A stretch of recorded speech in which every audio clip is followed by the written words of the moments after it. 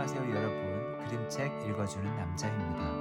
오늘 읽어드릴 그림책은 잘가 토끼야라는 그림책입니다. 이 책은 제가 굉장히 좋아하는 그림책인데 작가분께서 순박한 아이의 마음을 너무나도 섬세하게 표현을 잘 하신 것 같습니다. 이 그림책을 읽으면서 이 주인공 남자아이가 되어서 같이 놀라고 같이 속상해하고 같이 미안해할 수 있었던 그런 그림책입니다. 마지막 부분에 죽은 토끼를 보면서 자기의 잘못을 깨닫고 정말 미안해하는 장면이 나오는데 그런 순박한 마음들을 저와 여러분들이 같이 가질 수 있었으면 좋겠다고 생각해 봅니다. 그러면 그림책 읽어드리겠습니다. 잘가 토끼야.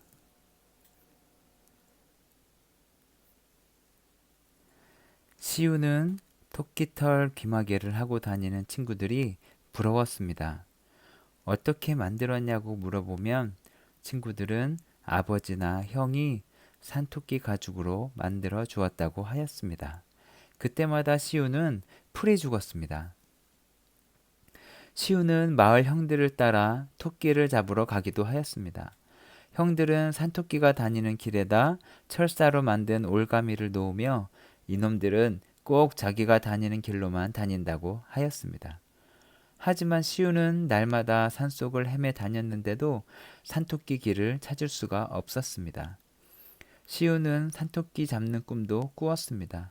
덫에 걸린 토끼의 커다란 귀를 잡고 나도 잡았다! 하고 큰 소리로 외치는 꿈이었습니다. 어느 날 아침 눈을 떠보니 마당 가득 눈이 쌓여 있었습니다. 시우는 강아지처럼 긍중긍중 뒷산에 올랐습니다. 혼자서 눈사람을 만들고 혼자서 눈 위를 떼굴떼굴 구르고 혼자서 눈미끄럼을 탔습니다. 그런데 이건 무엇일까요? 바로 산토끼 발자국이었습니다. 발자국은 비탈진 산허리에 서 있는 커다란 소나무 뿌리 밑으로 사라졌습니다. 소나무 뿌리가 약간 들려 있어서 작은 굴이 생겨나 있었습니다. 산토끼는 굴 속에서 산 아래를 내려다보고 있었습니다. 저놈을 잡는다면 얼마나 좋을까?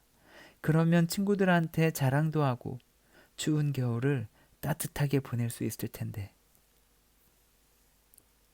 시우는 집으로 돌아와 덫을 만들었습니다. 무얼 만드는 게냐? 엄마가 물어도 대답하지 않았습니다. 시우는 덫을 들고 다시 산으로 달려갔습니다. 시우는 산토끼 발자국이 있는 곳에다 덫을 놓았습니다.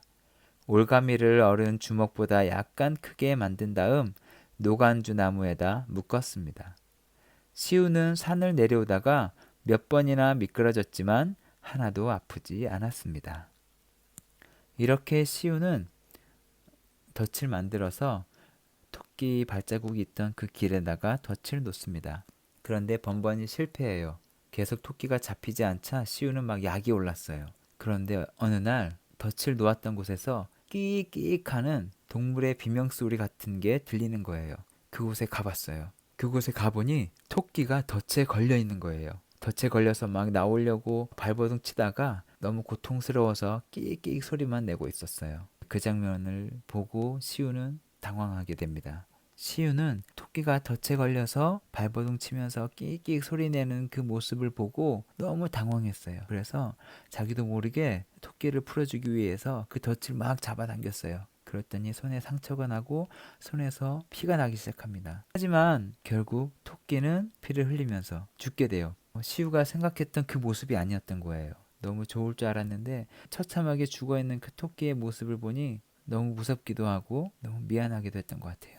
시우는 그날 저녁 엄마와 함께 산에 올라서 토끼 무덤을 만들어주고 기도를 합니다. 그리고 마지막 장에서 잘가 토끼야 이렇게 인사를 해줍니다. 너무 가슴이 아프지만 시우의 마음이 참 예쁘다는 생각도 들었습니다. 이 아이는 다시는 그런 짓을 하지 않겠죠. 아마 이 글을 읽는 저와 여러분들도 작은 생명에 대해서 함부로 하지 않게 될 것이라고 생각합니다. 이야기는 여기까지입니다. 그림책 잘 보셨나요? 정말 좋은 그림책이라고 생각합니다. 이 책은 그림책이지만 긴장감 있게 진행이 됩니다. 뒷부분에 덫을 놓고 토끼가 그 덫이 있음에도 불구하고 도망가고 또 다시 덫을 놓고 결국에는 토끼가 잡혔는데 잡혀서 죽어있는 그 토끼의 모습을 보며 이 시우가 당황해하고 놀라는 그런 장면, 그런 것들이 나름 긴장감 있게 진행이 되면서 전혀 지루하지도 않았고, 이 책에서 던지는 메시지 또한 정말 조용하면서도 묵직하게 우리에게 전달해주는 것이 너무 좋았습니다. 생명의 소중함을 우리에게 깨닫게 해주는 아주 좋은 그림책이라고 생각합니다. 저도 어릴 때 정말 하찮게 보였던 그런 생명들을 괴롭히고 죽이고 했던 기억이 있는데, 이 책을 보면서 반성을 하게 됐습니다. 아마 여러분들도 같은 마음을 갖게 되지 않을까 생각합니다. 자, 그러면 오늘 그림책 소개는 여기까지 하겠습니다. 고맙습니다.